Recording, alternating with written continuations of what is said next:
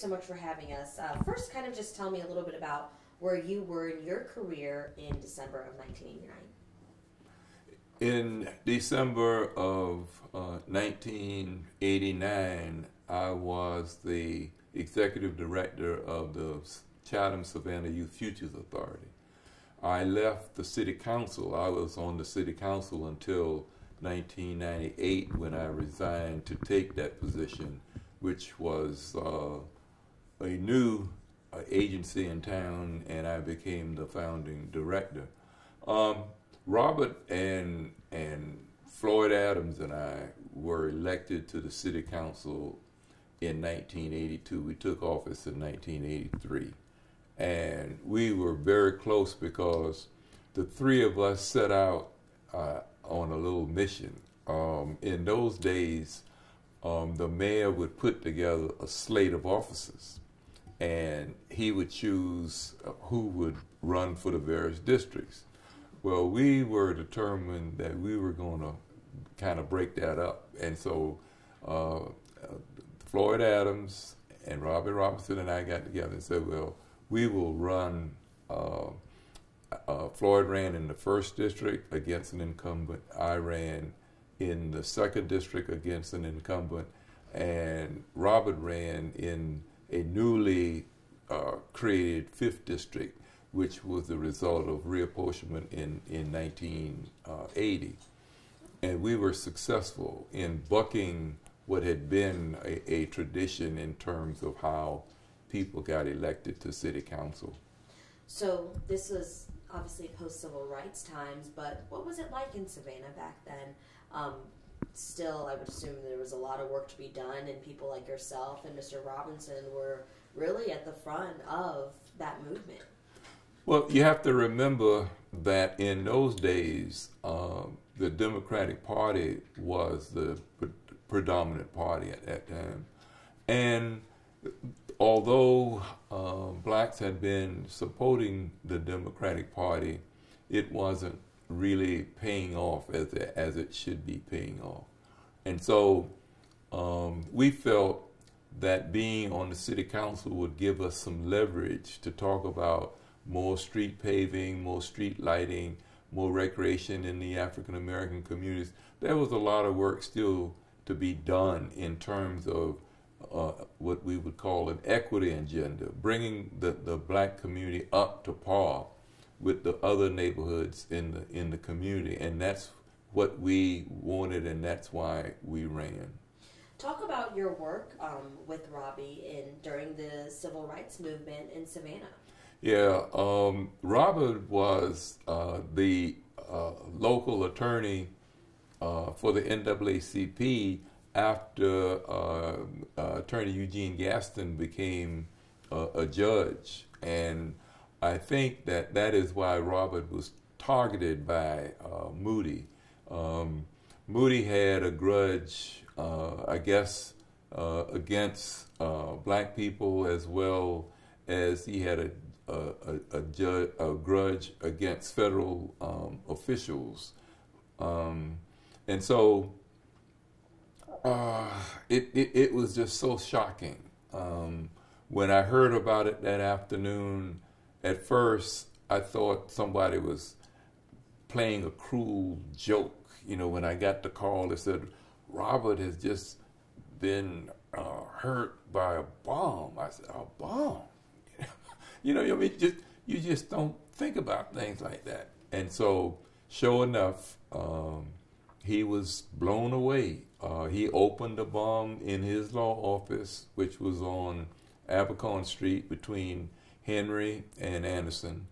And the people downstairs in other offices, it was just a row of offices, they heard the explosion and ran up there and found him just mortally wounded.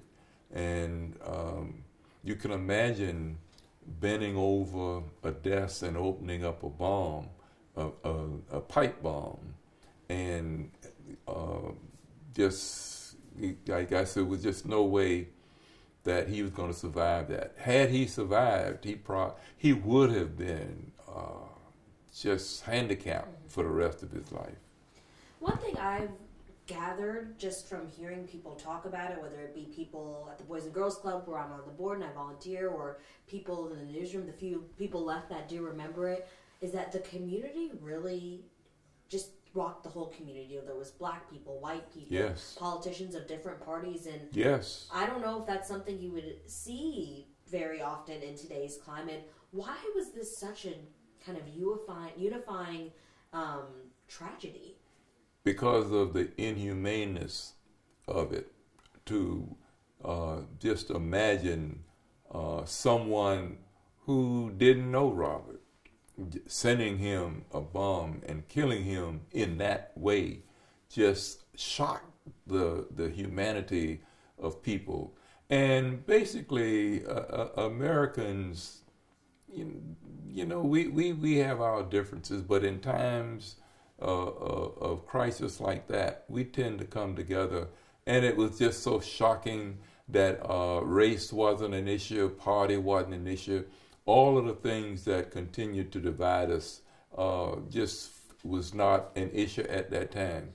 And when the funeral occurred, it was during one of these snowstorms that we rarely have, and it was eerie to see how white everything was. It was almost like a cleansing. And I remember going to the cemetery and just seeing the contrast between what I had imagined that room looking like, with his blood and parts all over the place, and then to see the pure whiteness of that graveyard at the time. It was just eerie, as I said. Talk a little bit about his character and the type of person he was. Oh, Robbie was a fun-loving guy. He really loved to have fun. And when Floyd and Robert and I would get together, we would have the meeting before the meeting to discuss the council agenda, and then we'd have a meeting after the meeting over at the Hyatt, where we'd have a few drinks after the meeting and talk about what happened and what we could have done or should have done. So we were very tight, and when we went on trips together, like every January, there is a meeting of the Georgia Municipal Association in Atlanta. We travel together. The National League of Cities have meetings all over the country. We would travel together and have a good time. So Robert loved to have fun and was a good-natured man, really. He was just nice to be around. How do you think he would want to be remembered, especially, today, for some young people who may not be familiar with his story and the work he did? Well, the city, I think, did an admirable thing when they named the parking garage across from the courthouse after Robert, and I thought that was a good tribute in a way to put his name on something that would be there for many years to come. And I would just hope that as people look up and see the name of that garage, that they would say, well, who was Robert Robinson? Yeah. And then his story would be lifted up and told. So I think his family in Augusta has worked to have a scholarship fund in his name, and they raise money and award scholarships to worthy students. And so there, at least I know of those two ways where his memory is kept alive, and I think that's very fitting. What do you think we as Savannians can learn from his legacy today? What part of him do you think that people can look to, whether it be our city leaders or just everyday citizens? Well, one of the things that we have to remember is that there's evil in the world, and Moody did not know Robert and didn't care to know him. He was just a black attorney for the NAACP. And when you say NAACP, in some people's minds, you bring up all of this racism. And it is still alive among some people today. And so we have to remember that when you are trying to work for justice and equity and just human rights, that you could be an unwitting target, because Robert was certainly, I don't even know how Moody selected him, but I do know that he mailed another bomb to the office of the Jacksonville NAACP. But because of what happened in Savannah, the people were suspicious about this package that they didn't order, and they didn't open it, and they called the authorities, and it was a bomb. And so those people were spared the injury of opening up that bomb. But as I said before, evil is here, and it has been here, and we just have to continue to fight against it. Do you think justice will be served next week when he's killed? Well, justice has been a long time coming, and I'm not generally a supporter of the death penalty, but in egregious cases like this one, I think he should have been executed a long time ago. It's been so long that his execution will lose some of the impact that it would have had it been carried out earlier. After 28 years, or it might be more than that, unless people like the media bring it up, nobody knows who Moody really is.